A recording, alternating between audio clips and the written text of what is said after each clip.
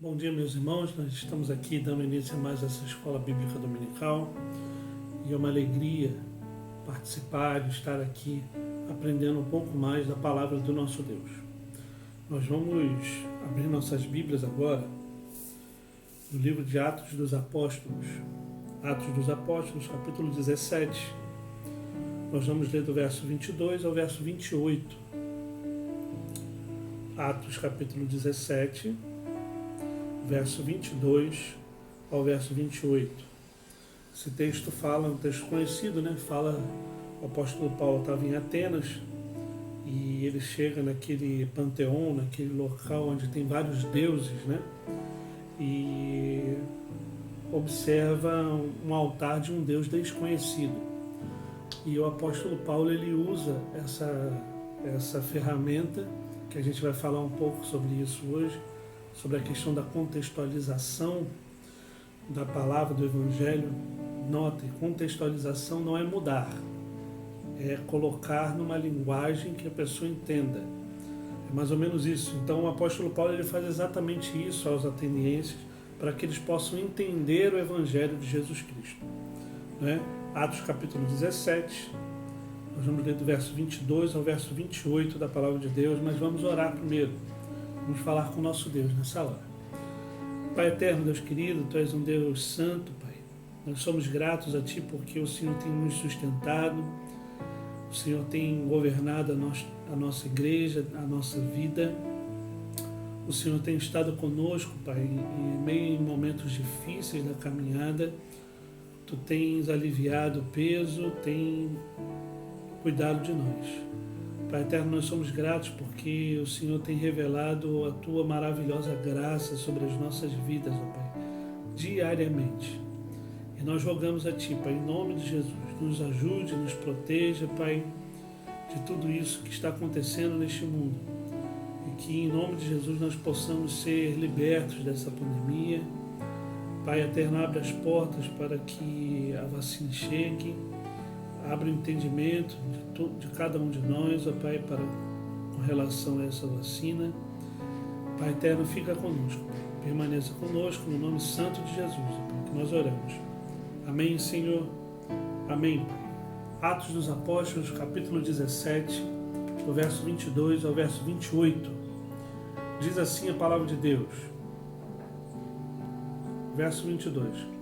Então, Paulo, levantando-se no meio do Areópago, disse: Senhores atenienses, em tudo vos vejo acentuadamente religiosos, porque passando e observando os objetos do vosso culto, encontrei também um altar no qual está inscrito ao Deus desconhecido.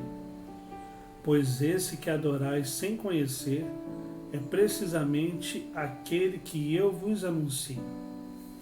O Deus que fez o mundo e tudo que nele existe, sendo Ele Senhor do céu e da terra, não habita em santuários feitos por mãos humanas, nem é servido por mãos humanas, como se de alguma coisa precisasse, pois Ele mesmo é quem a todos dá vida, respiração e tudo mais.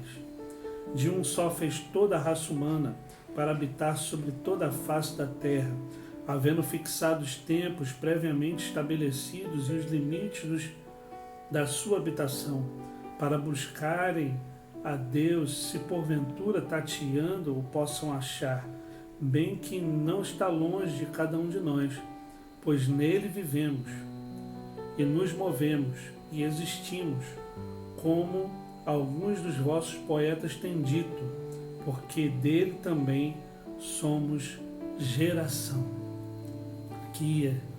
Mantenha esse texto aberto, depois a gente vai falar um pouco sobre ele também e outros textos que a gente separou.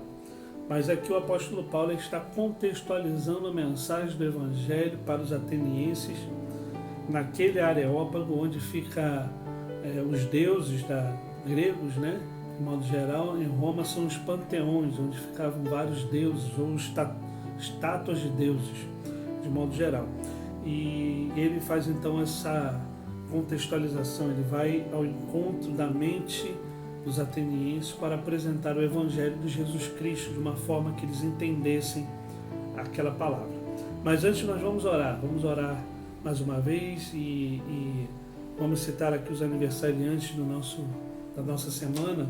A nossa irmã Érica Honório está completando mais um ano de vida. Nossa irmã Irene Soares está completando mais um ano de vida. O nosso irmão Otávio Goulart está completando mais um ano de vida.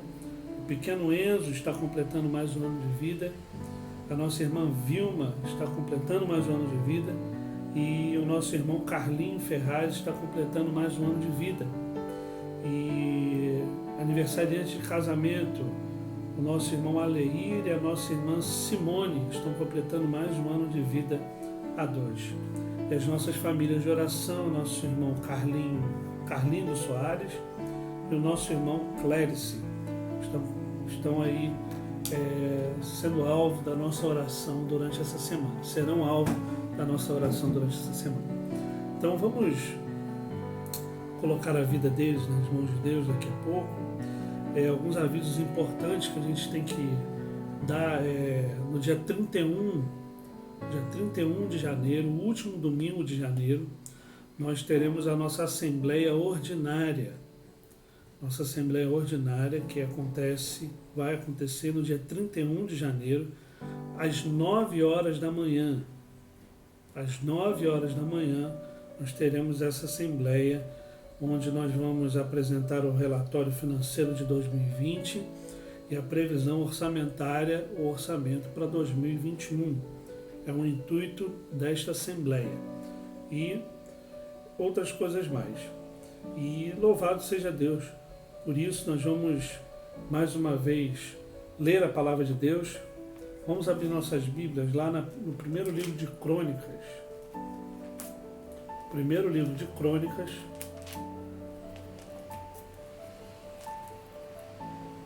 Capítulo 29.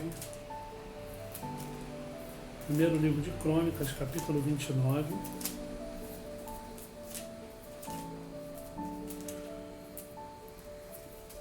Nós vamos ler do verso 11 ao verso 14. Primeiro livro de Crônicas, capítulo 29, do verso 11 ao 14, aqui o rei Davi fazendo essa oração, onde o rei já estava mais idoso, está passando o trono para o seu filho Salomão, e ele faz essa oração tão bela. Primeiro livro de Crônicas, capítulo 29, do verso 11 ao verso 15. Diz assim a palavra de Deus: Teu, Senhor, é o poder, a grandeza, a honra, a vitória e a majestade. Porque teu é tudo quanto há nos céus e na terra. Teu, Senhor, é o reino, e tu te exaltaste por chefe sobre todos. Riquezas e glória vêm de ti. Tu dominas sobre tudo. Na tua mão há força e poder. Contigo está engrandecer e a tudo dar força. Agora, pois, é nosso Deus. Graças te damos e louvamos o teu glorioso nome. Porque quem sou eu e quem é o meu povo, para que pudéssemos dar voluntariamente estas coisas? Porque tudo vem de ti, e das tuas mãos tu damos. Aqui o rei Davi, se a gente ler o capítulo todo, a gente vai entender até melhor, é que o rei Davi ele começa a devolver as suas ofertas, o seu dízimo, em ouro, em prata, para a casa do tesouro, para a casa do Senhor. E ele faz essa oração reconhecendo que de fato as riquezas, o poder, a glória, a majestade não era dele, rei Davi. Muito pelo contrário, mas pertence ao Senhor. Tudo que nós temos pertence a Deus, queridos. A nossa vida, o nosso emprego, a nossa casa, tudo que nós temos pertence ao Senhor. E nós somos meros administradores de tudo que é dele, porque o mundo pertence a Deus. Porque tudo que foi criado pertence a ele. Porque tudo que nós somos por causa dele. Tudo depende dele. A nossa respiração depende de Deus, o nosso sustento depende de Deus. Não se engane achando que o seu sustento vem do seu trabalho. O seu sustento vem do Senhor. E o seu sustento vem daquele que, pela graça dele, pela autoridade dele, pela misericórdia dele, tem sustentado o teu emprego, a tua família, a tua casa. E você só pode devolver o dízimo porque ele já te deu tudo o que você precisa. E esse é o momento que nós vamos orar, consagrar os nossos dízimos, as nossas ofertas, colocar esses dízimos para que Deus possa abençoar. Nós temos grandes desafios pela frente desse ano. Eu venho falando algumas vezes sobre esses desafios. Nós temos compromissos a honrar junto com o Supremo Concílio. Nós estamos honrando com ele já. Nós estamos honrando com a nossa verba presbiterial, com a nossa verba ao Supremo Concílio, com as contas de modo geral da Igreja Presbiteriana de Araçás, com os funcionários da igreja. Nós estamos honrando. E louvado seja Deus por isso, porque Deus tem sustentado a obra dele ali em Araçás. Mas existem muitos desafios. Nós precisamos exatamente que a nossa igreja entenda que os desafios são grandes. E nós só conseguiremos suprir e organizar tudo através dos nossos dízimos e das nossas ofertas. Nós não queremos deixar de sustentar missionários e repassar verbos missionários. Nós não queremos deixar com que os nossos funcionários não recebam. Nós não queremos deixar de assistir aos necessitados que a igreja tem assistido. E louvado seja Deus, porque nós estamos conseguindo vencer isso tudo. Mas isso tudo nós só conseguimos fazer através dos nossos dízimos e das nossas ofertas. Nós temos uma grande construção por vir. Se Deus assim permitir, ainda no primeiro semestre vamos começar com a graça de Deus. Nós temos uma reforma em andamento em Riviera da Barra que está ficando lindo. Algumas fotos e vídeos a gente vai estar postando para os irmãos observarem como está ficando legal. Mas isso tudo a gente conta com a fidelidade do povo de Deus, a casa do Senhor. Vamos orar, vamos colocar a nossa vida diante de Deus, nossos dízimos, as nossas ofertas e também colocar essas pessoas queridas no altar do Senhor, agradecendo pela vida de cada um deles. Pai eterno, Deus querido, nós bendizemos ao Teu santo nome, Pai, porque o Senhor já tem sustentado a nossa vida, a nossa casa, Pai. Nós Te louvamos porque Tu tens sido benevolente, Senhor, para conosco, mesmo sendo pecadores como somos. Pai eterno, nós queremos colocar, ó Pai, primeiramente os aniversariantes dessa semana em Tuas mãos. E Te pedimos, Senhor, pela nossa irmã Érica, a nossa irmã Irene, pelo nosso irmão Otávio Goulart, pelo pequeno Enzo, que tem crescido na Tua casa, pela nossa irmã Vilma, e pelo nosso irmão Carlinho Ferraz. Pai eterno, prolonga os anos de vida dos Teus filhos. Abençoe, Pai, cada lar. Que em nome de Jesus o Senhor possa mostrar e revelar algo novo do Senhor para a vida deles. Pai eterno, em nome de Jesus também colocamos a vida, Senhor, do nosso irmão Aleir e Simone em Tuas mãos. Abençoe o casamento deles, abençoe a vida deles, ó Pai. Abençoe, Senhor, que eles possam ser supridos de toda e qualquer necessidade no casamento deles. Pai eterno, em nome de Jesus, colocamos ainda a vida do presbítero Carlinhos Soares em Tuas mãos, a família do Teu filho, a saúde dele, da Dona Irene, de todos, ó Pai. Pai eterno, em nome de Jesus, abençoe também a família do nosso irmão Clérice, abençoe o seu casamento, os seus filhos, Senhor.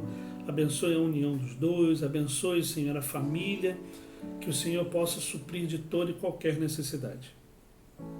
E Pai eterno, em nome de Jesus, nós rogamos a Ti, Pai, que o Senhor abençoe, Senhor, os dízimos e as ofertas depositadas no Teu altar. E rogamos a Ti que o Senhor nos ilumine para administrá-la conforme a Tua santa e maravilhosa vontade. Pai eterno, nós te rogamos, Senhor, que nós, além de quantias financeiras, nós depositemos o nosso coração na tua obra, para que nós possamos crescer, ó Pai, para a honra e glória do teu santo nome. Abençoe, Senhor, todos os planos que nós temos traçado, e que isso tudo seja para a honra e glória do teu santo nome, como o rei Davi orou naquele tempo. Quem somos nós, Senhor, para fazer algo para o Senhor? Pecadores que somos, e o Senhor, Rei sublime, majestoso em glória, que Tu és. Pai, perdoa os nossos pecados e nos auxilie, Pai, na construção do Teu templo, nos auxilie, Senhor, na construção da nossa congregação em Riviera da Barra. Abençoe os trabalhos de lá, para a honra e glória do Teu santo nome. É no nome santo e maravilhoso de Jesus Cristo que nós oramos. Amém, Senhor. Amém, Pai.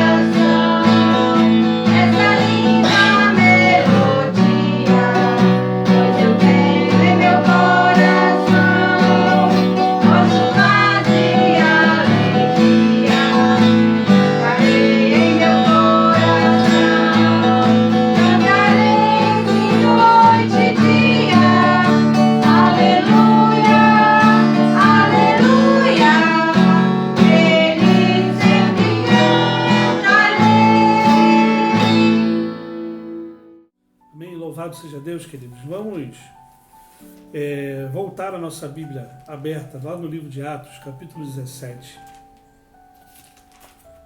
Atos, capítulo 17. A gente vai meditar um pouco nesse texto aqui e outros textos também, na Palavra de Deus. A gente vai falar um pouco sobre contextualização e é importante a gente falar sobre isso, tendo em vista que nós estamos pensando na expansão do reino de Cristo, na expansão do reino do Senhor na face da terra, na plantação em Riviera da Barra, e é importante a gente entender essa realidade. Como a gente já leu o texto, aqui Paulo chega em Atenas, né?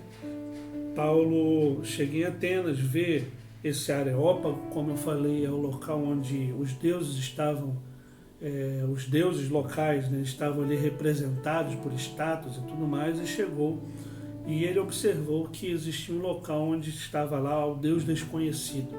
E ele puxou esse gancho do Deus desconhecido para apresentar o Evangelho de Jesus Cristo àquelas pessoas. E muitos converteram e outros zombaram. Do verso 32 ao verso 34 vai falar também que outros zombaram do apóstolo Paulo com relação a isso. Então, o que seria contextualização? Eu separei algumas coisas aqui. Contextualização é o processo constante de adaptação a realidades diferentes. Ou seja, existe uma realidade que pode ser cultural, social, econômica e etc. E a contextualização é exatamente o processo constante de adaptação a essa realidade. Notem que o Evangelho abrange todas as culturas. O Evangelho tem pontos de contato com as culturas de modo geral, independente da classe social, econômica e cultural. Então nós não precisamos mexer na mensagem do Evangelho. A mensagem do Evangelho é única, é central, é verdadeira. Nós não precisamos, como foi falado durante o ano passado, atualizar a Bíblia de modo geral. Não. O que nós precisamos é fazer com que as pessoas entendam a palavra de Deus da forma que a gente se expresse melhor ao falar a palavra de Deus. Isso é contextualização. Vocês querem ver? Vamos abrir nossas Bíblias de novo, lá no Evangelho de Mateus. Evangelho de Mateus, capítulo 12 primeiro. Evangelho de Mateus, capítulo 12.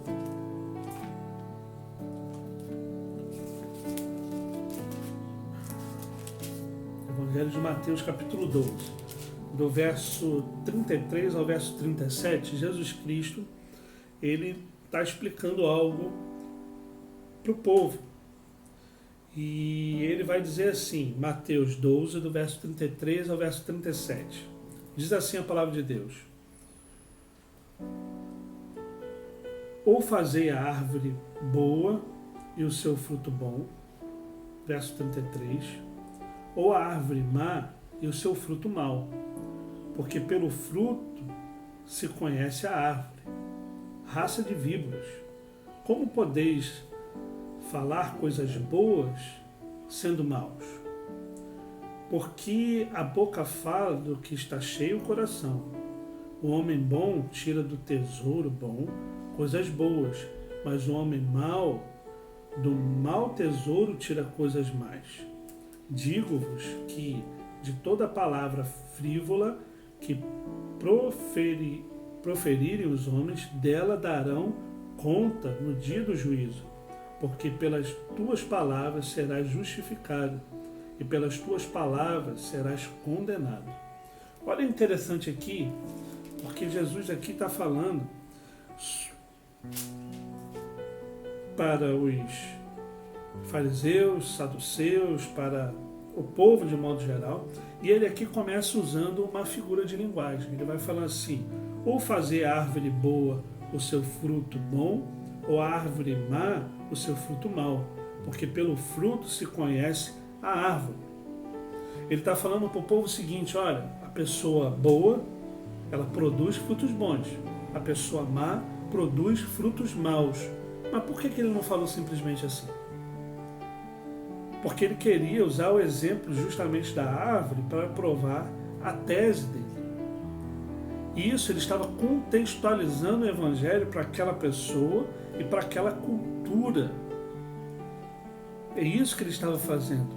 E então essa é a realidade que nós precisamos entender e fazer.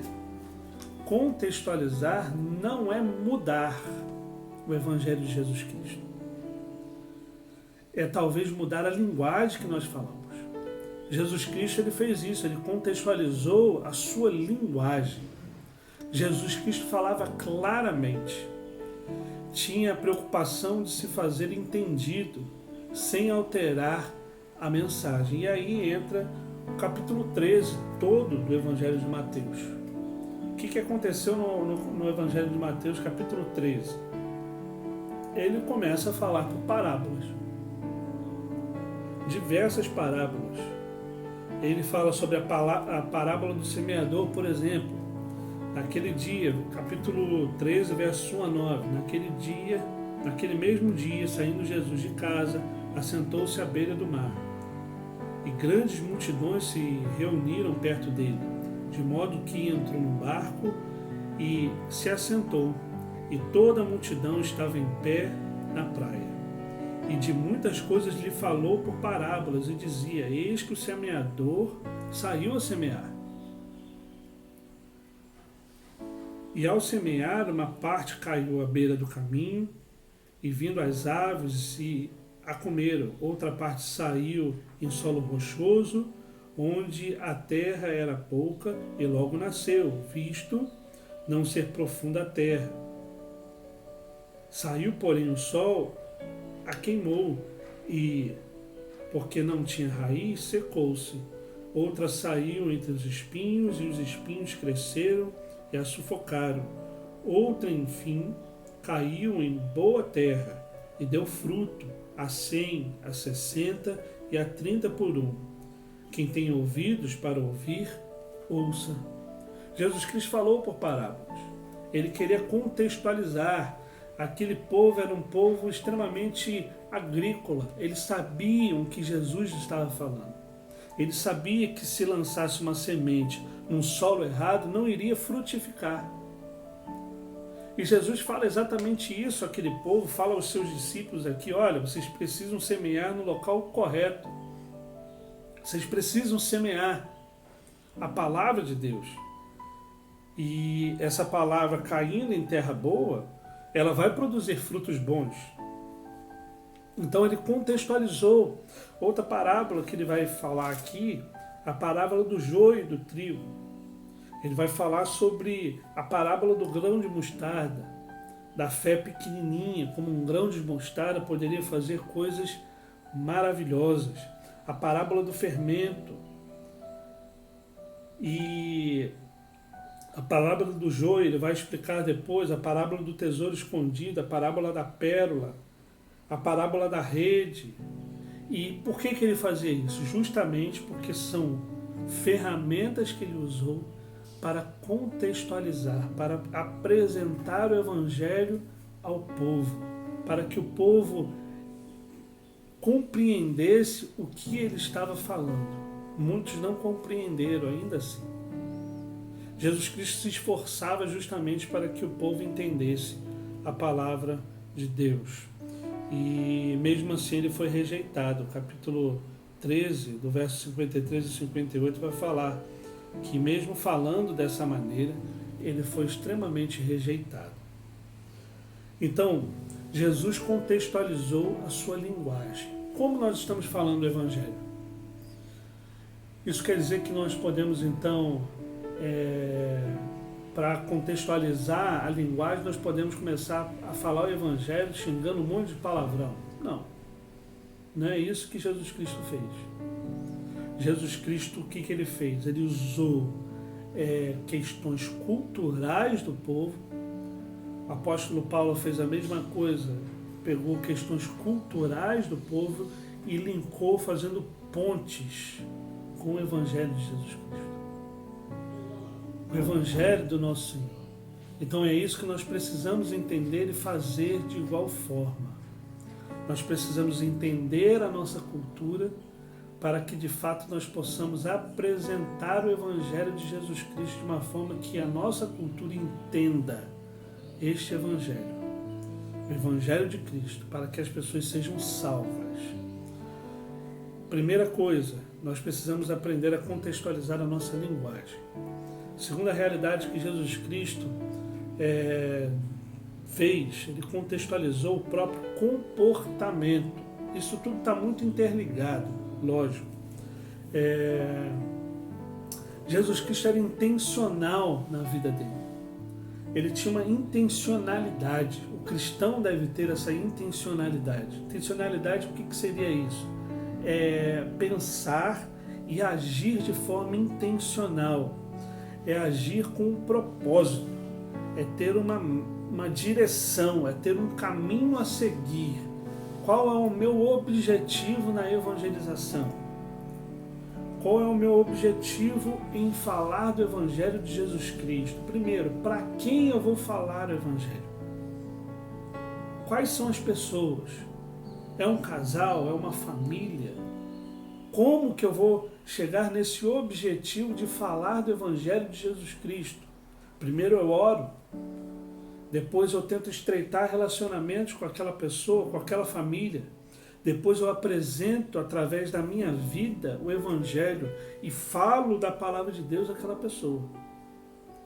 Então Jesus Cristo, ele agia intencionalmente no propósito de ter acesso às pessoas. Ele se sentou à mesa com publicanos. Jesus Cristo colheu o trigo no dia de sábado. Culturalmente não era permitido. Ele tocou leprosos para curá-los. Ele curou no sábado. Jesus Cristo amou as pessoas. E aí esse seria talvez o ponto principal dessa realidade. Nós precisamos amar pessoas. Eu não digo que nós precisamos amar o pecado, não.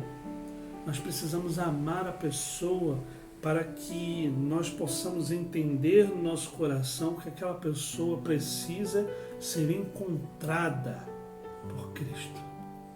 Jesus Cristo precisa tocar o coração daquelas pessoas para transformar a vida delas. E nós somos agentes disso tudo. Nós precisamos ter intencionalidade nisso. Nós precisamos entender que nós não estamos aqui no mundo simplesmente por estar no mundo. Nós precisamos sim viver essa vida de forma intencional. Com quem nós vamos falar do Evangelho de Jesus Cristo durante o ano de 2021?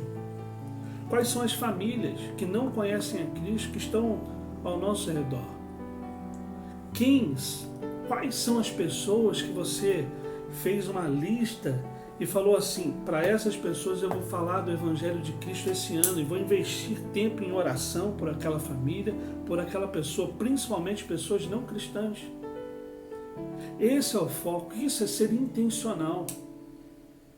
Nós precisamos aprender isso para que a igreja cresça, para que a igreja possa avançar no Evangelho e no reino de Cristo. É interessante também que Jesus Cristo, nada disso foi fácil para ele.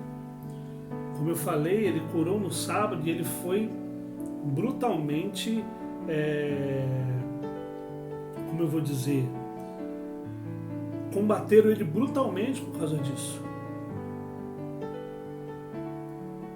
A gente vê debates entre os fariseus, mas ele curou no sábado, ele plantou, ele colheu no sábado.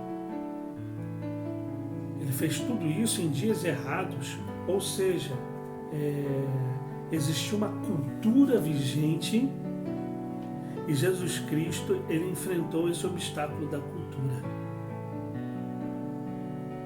A cultura que apresentava e dizia ele altamente religiosa, Jesus Cristo não se intimidou com a cultura vigente. Nós também não podemos fazer isso. Muito pelo contrário, Jesus Cristo ele fez o quê? Pontes culturais. Ele falou por parábolas. Ele ensinou que o grão, a fé, se for do tamanho do grão de mostarda, ela pode remover e mover montanhas, de tão poderosa que ela é. Então nós precisamos sim entender isso, essa realidade, a cultura que nos cerca. Outro obstáculo que Jesus Cristo enfrentou, que nós também enfrentamos, é um obstáculo religioso. Existe uma cultura legalista, religiosa, de modo geral, em muitas mentes. E nós precisamos vencer esse obstáculo. Aconteceu com Jesus Cristo e vai acontecer conosco. Aquela cultura de que o banco não pode ser mexido, o púlpito não pode ser deslocado. Aquela cultura de que se está bom, por que eu vou mexer? Do jeito que está, tá bom, então não precisa se avançar em absolutamente mais nada, porque afinal de contas nós estamos aqui no nosso rebanho. Muitas coisas dessas são frutos da religião.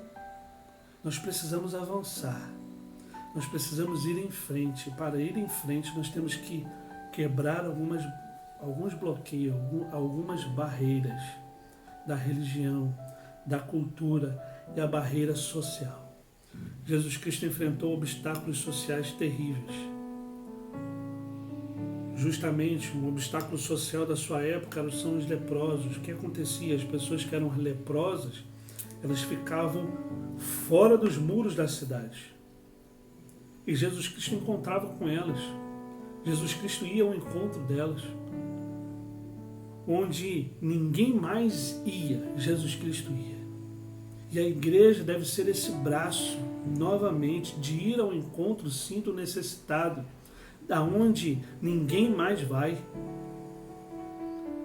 e apresentar o Evangelho de Jesus Cristo. Volto a dizer, já falei isso algumas vezes, não é somente para levar a comida, mas é para apresentar a verdadeira comida, o verdadeiro alimento, o Evangelho de Jesus Cristo, porque o Evangelho pode transformar, sim, aquela vida por completo. E é isso que Jesus Cristo fazia. Ao curar o leproso, ele dava dignidade àquele leproso, ele dava conversão àquele leproso, ele dava a forma com que aquele leproso poderia ser sustentado por Deus. Aquele leproso voltava à sua vida social, ele poderia voltar ao trabalho, ele poderia comprar o seu alimento, ele devolvia dignidade através do quê? Da conversão. Através da conversão. Jesus Cristo ia ao encontro dessas pessoas não para levar somente a comida. Jesus Cristo ia ao encontro dessas pessoas para trazer cura. E a verdadeira cura que a igreja pode levar às pessoas não é nossa, mas é de Cristo. Esta é a cura que nós devemos apresentar. Muitas vezes nós não nos movemos ao encontro dessas pessoas porque nós temos muitas vezes medo de não sermos recebidos. Nós temos receio do que pode acontecer conosco. Eu não sei quem já teve a oportunidade, infelizmente no ano passado a gente não conseguiu fazer o Natal com a comunidade. E não sei quem já teve a oportunidade de ir comigo, eu sempre fui rodar o bairro ali convidando pessoas. Quem já foi comigo já viu como é que é. É muito interessante, a gente passa, a gente entrega o convite e muitas pessoas, não são poucas não, muitas pessoas. Aquelas que já foram entregar também convite para o chá das mulheres, por exemplo, já viram isso também. São muitas pessoas que param e falam assim: pastor, ora pela minha vida, pastor, ora pelo meu casamento. Em casas que a gente nunca imaginou em entrar, nós entramos. E nós temos uma palavra do Evangelho, nós temos uma oração a fazer, nós precisamos ir ao encontro deles, nós precisamos ir até lá, ao encontro deles. E eles estão dispostos a abrir a casa deles, como muitos já abriram. e falar assim: pastor, entra na minha casa. E a gente entra, a equipe que está fazendo a evangelização, a gente entra, a gente entrega um folheto, a gente lê um versículo bíblico, a gente ora e fala assim: você é o nosso convidado. São pontes culturais. São pontes que a gente deve fazer. E a igreja pode e deve fazer muito mais do que isso. Eles abrem a porta, queridos.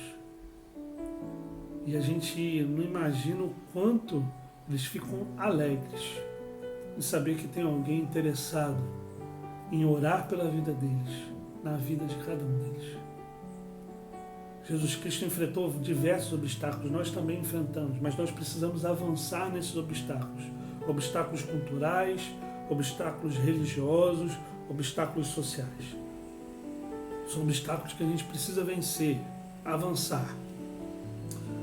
E uma terceira realidade que Jesus Cristo contextualizou. Queria que você abrisse sua Bíblia lá em Mateus 4, a gente está encerrando já. Evangelho de Mateus, capítulo 4. Eu já falei um pouco sobre isso também. Agora, Mateus capítulo 4, verso 23 a 24 e 25 também. A contextualização da sua mensagem. Jesus Cristo, ele, como eu falei, ele ia ao encontro das pessoas. E diz assim o texto do Evangelho de Mateus, capítulo 4, do verso 23 ao verso 25. Percorria Jesus, vou ler pausadamente, percorria Jesus toda a Galileia. Toda a Galileia. Ele não ia somente no bairro de Guarulhos ou no Jockey, mas ele percorria toda a Galileia, ensinando nas sinagogas, pregando. E o que ele fazia? Indo, percorria, ele andava por toda a Galileia, ensinando nas sinagogas. O que ele ensinava? Pregando o evangelho do reino. Ou seja, ele percorria e pregava o evangelho do reino. Notem que não é só uma questão social. Vamos lá, ele ia ao encontro do perdido e pregava o evangelho do reino. Ou seja, ele não pregava qualquer coisa também não, ele pregava o evangelho do reino, a expansão do reino. O que seria isso?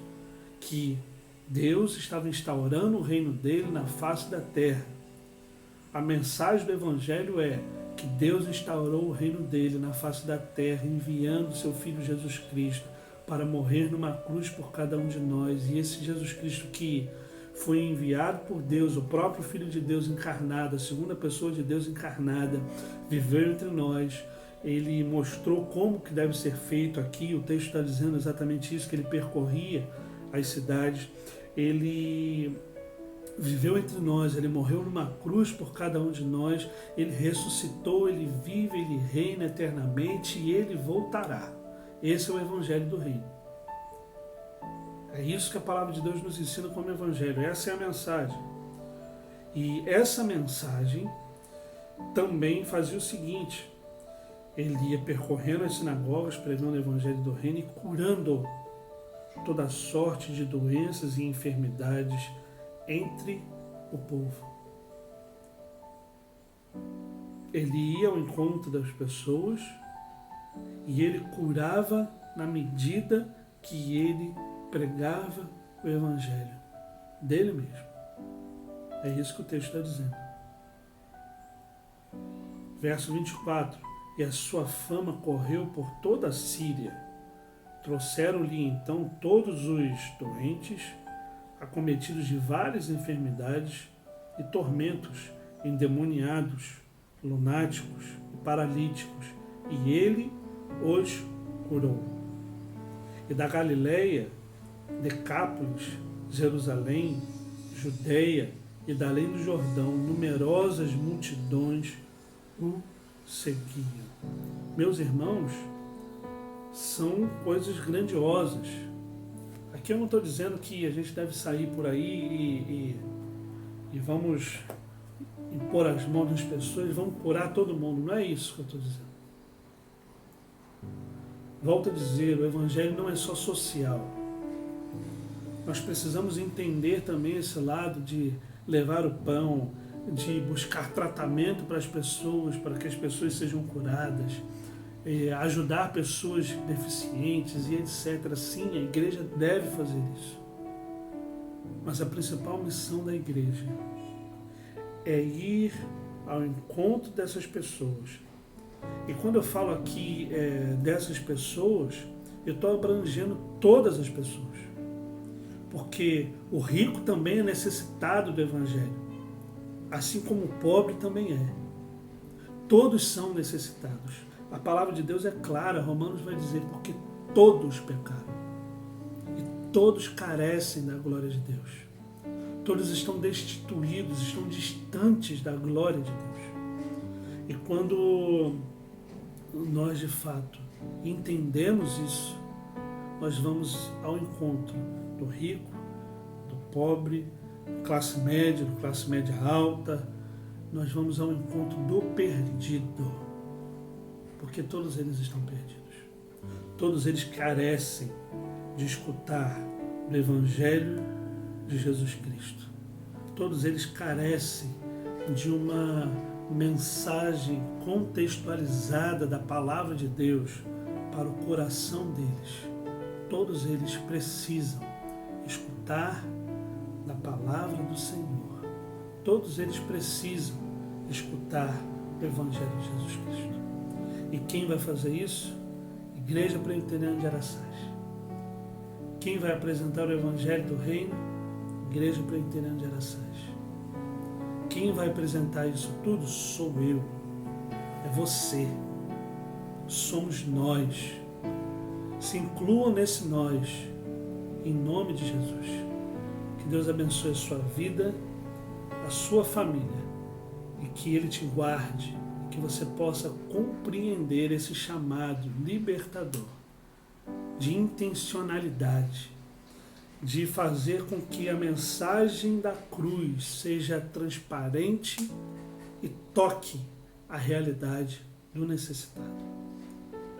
Como eu falei, necessitados somos todos nós. Todos aqueles que estão distantes do Evangelho de Jesus Cristo estão necessitados da salvação dele mesmo.